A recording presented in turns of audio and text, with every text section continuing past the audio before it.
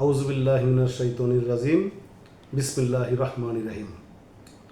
আজ এই দিনে আমাদের বিএনপির প্রতিষ্ঠাতা চেয়ারম্যান, বহুদলীয় গণতন্ত্রের প্রবর্তক শহীদ রাষ্ট্রপতি জিয়াউর রহমানের ৪৫তম শাহাদাত বার্ষিকী। আজকের এই দিনে আমি মুসলিম উদ্দিন চৌধুরী মুসা বাসন থানা বিএনপির পক্ষ থেকে এবং আমার ১৬ নম্বর ওয়ার্ডের এবং গাজীপুর মহানগর সকল জনগণের পক্ষ থেকে তার আত্মার মাগফিরাত কামনা করছি এবং আল্লাহ তাআলার কাছে কামনা করি যে আল্লাহ তাআলা যাতে তার চলার পথে কোনো ভুল ত্রুটি থেকে থাকে তা মাফ করে দিয়ে তাকে যাতে জান্নাতবাসী করেন। আমাদের ৩বারের প্রধানমন্ত্রী, সাবেক প্রধানমন্ত্রী, আমাদের খুব অন্তরের যে নেত্রী আমাদের বেগম খালেদা জিয়ার তার আত্মার মাগফিরাত কামনা করছি।